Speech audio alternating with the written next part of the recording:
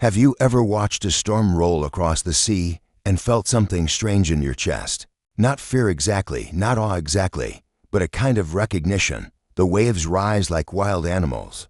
The wind screams through the air. The whole horizon becomes a drama, and yet above it all, invisible to the frenzy, the sky remains sky. It doesn't argue with the storm. It doesn't chase the waves into obedience. It simply contains them. Now here's the paradox I want to open with. You are, at once, the storm and the sky. You are the surge of emotion that can knock you off your feet, and you are the spacious awareness that can hold it without drowning, that most of us live as if we are only the storm. A feeling arrives: anger, loneliness, desire, shame, and instantly we obey. We speak before we understand. We text before we breathe. We buy what we don't need, or say what we can't unsay, or spiral into a night that feels like a lifetime. Then later, in the quiet morning, we look at the wreckage with that bewildered question: who was I last night? The answer is simple and painful. You were a person temporarily possessed by a weather system. You were a traveler mistaking thunder for prophecy. Think of the last time you were furious. In that moment, the world didn't just contain something wrong. It was wrong. Every glance felt insulting. Every delay felt personal. Anger has this sorcery. It dresses itself in righteousness. It says, I am truth. I am clarity. I am you. And because its voice is loud, we take it for reality. But loudness is not accuracy. Intensity is not wisdom. A fire alarm is intense too, but it isn't telling you to live in the hallway forever. It's only telling you to check for smoke. Or think of fear. Fear does not merely warn you about danger. It manufactures danger out of shadows. It can take a single uncertainty and inflate it into a forecast of doom. Suddenly the future becomes a courtroom, and you are already guilty. You haven't failed yet, but you feel failed. You haven't been abandoned, but you feel abandoned. And so you start living your life as if the worst has already happened. This is how emotions become rulers, not by force, but by persuasion. Somewhere deep inside, many of us learned a silent equation. If I feel it strongly, it must be true. But what if that equation is the very architecture of our suffering? What if emotions are not kings, but messengers, urgent, sometimes wise, sometimes confused, always temporary? A messenger can be listened to without being crowned. You can receive the letter without giving it the throne. So the question isn't how do I stop feeling? That's not freedom. That's numbness wearing a mask. The question is subtler, and it changes everything. How do I feel fully, yet remain unbound? How do I let emotions move through me like wind through an open window, without letting them rearrange the furniture of my soul? This is where our journey begins, not by denying the storm, but by remembering the sky. To understand how not to be a slave to your emotions, you first have to know what an emotion actually is. Not the poetic version, not the romantic one, but the lived bodily reality. An emotion is a movement. Even the word hints at it. Emotion, energy in motion. It's a pulse in the nervous system, a signal flare from an ancient part of you that evolved long before your language, long before your philosophy, long before your better judgment. Emotions are older than your opinions. They arrive like weather, uninvited, unannounced, shaped by pressures you can't quite see. Imagine a village on the edge of a forest. At night, someone hears a rustle. The villagers light torches. The heartbeat quickens. The body prepares. That sensation, fear, was never meant to be an all-day government. It was meant to be a night watchman. It shouts, pay attention, not hand me the keys to your life. Anger, too, was meant to defend boundaries, to surge when something vital was threatened. Sadness was meant to help you release, to soften the grip on what is gone. Joy was meant to signal, this is life-giving. Remember this path. Each emotion, in its original role, is a kind of intelligent animal. But animals get confused in modern cities. Your nervous system can't always tell the difference between a tiger in the grass and an email that says, can we talk? The body reacts first, as it always has. The stomach tightens, the chest heats, the mind rushes to explain the blaze. And this is the crucial moment where captivity begins, because the mind feels obligated to justify whatever the body is doing. If the body clenches, the mind finds a story to match the clenching. If the body burns, The mind finds a culprit to match the burning, and so, without noticing, you turn a messenger into a monarch.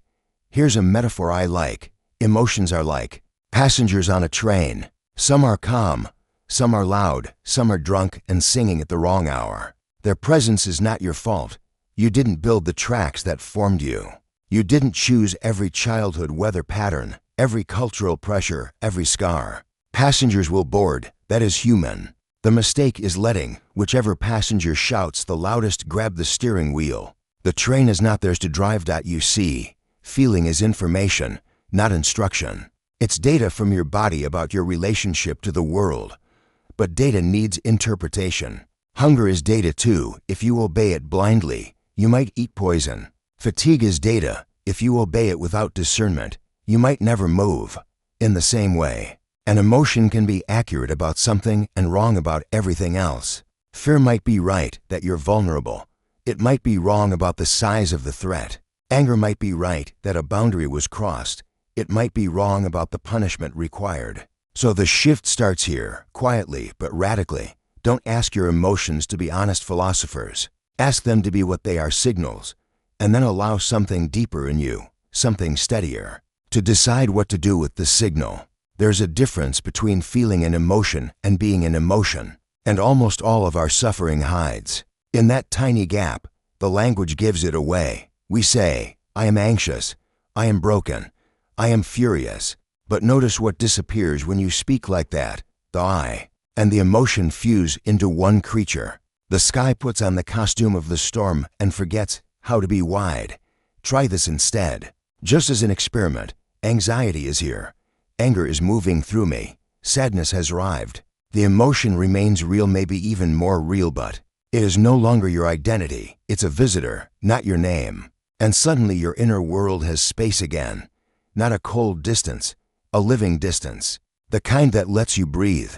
Why is this so hard? Because the ego, that old house builder in the mind, loves to make emotions into proof of selfhood. If you feel wronged, the ego says, see, I am a victim. If you feel jealous, it says, see, I am unlovable. If you feel proud, it says, see, I am superior. Emotions become bricks for a story called me. And soon you are living inside a fortress built from yesterday's reactions.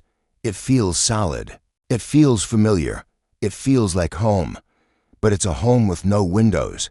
Let me tell you a simple story. A young rider gets a powerful horse. The horse is beautiful, fast, loyal, full of fire. But it's also easily spooked. One day, the horse hears thunder and bolts. The rider panics, pulls the reins wildly, shouts at the animal, tries to overpower it. The horse only runs faster. The rider is dragged through branches, bruised, terrified, and at last falls into the mud. Later, an older rider watches and says, you forgot something. The horse is strong, but it doesn't know the path. You must ride from the center, not from the panic. If you become the horse's fear, you lose your seat. Your emotions are that horse, strong, necessary, full of life, but they don't always know the path. When anger bolts, when desire bolts, when shame bolts, the question is not how do I kill the horse? It's how do I regain my seat? How do I become the rider again? The seat is awareness. The seat is the part of you that can notice what's happening without becoming it. You already know this part. You've felt it in small moments, watching your reaction rise and thinking, oh, there it is again. Or pausing mid-sentence because something in you whispered, wait. That whisper is not weakness. That whisper is freedom beginning to speak. Here's the quiet truth. The moment you can observe an emotion, you are already bigger than it. If you can say, anger is here, there must be a you that isn't anger. If you can say, fear is rising, there must be a you that can watch fear rise. The slave cannot see the chains. The seer can, and seeing is the first. Unclasping.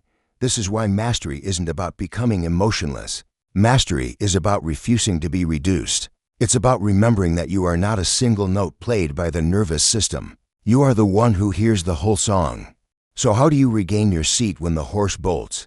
Not by wrestling it to the ground.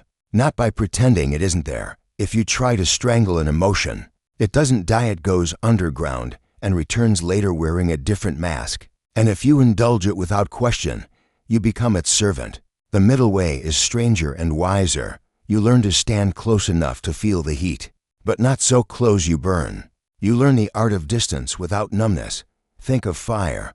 Fire can cook your food, warm your body, light your way. But if you hug it, it will eat your skin. Emotional freedom is like learning to sit with a flame. You don't deny the fire. You don't moralize it.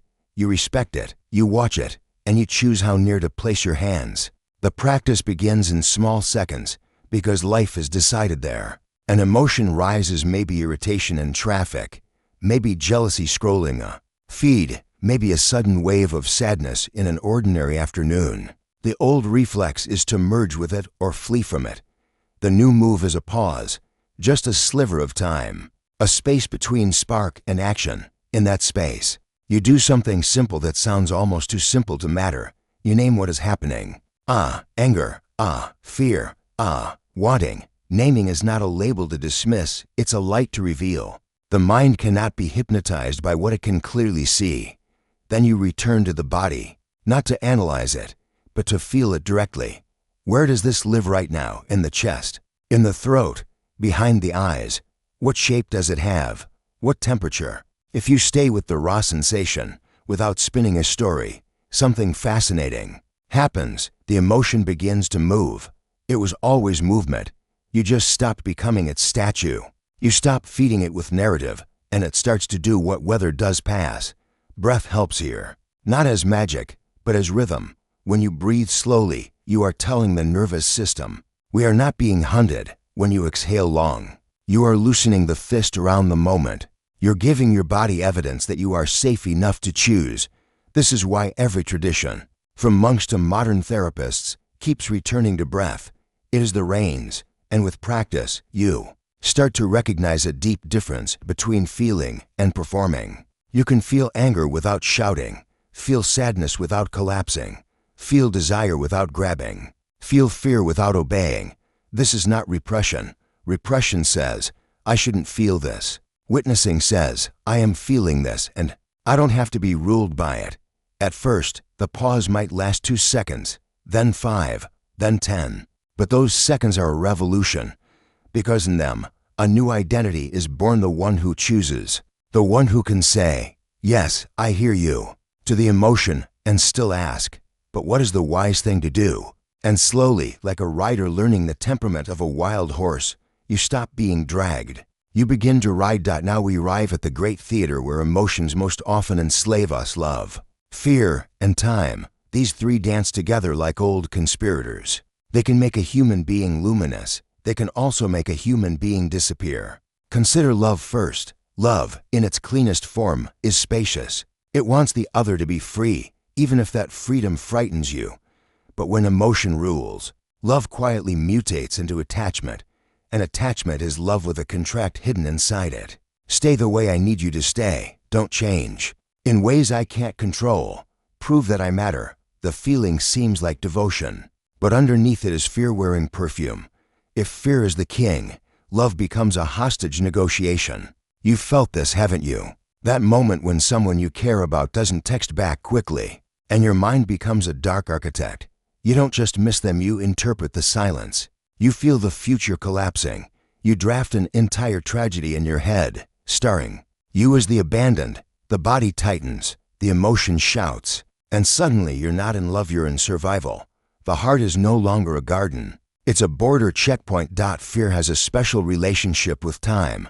Fear bends time into urgency. It says, now or never. It says, if you don't fix this immediately, you'll lose everything. And in that spell, you trade your values for speed. You send the desperate message. You accept the wrong job.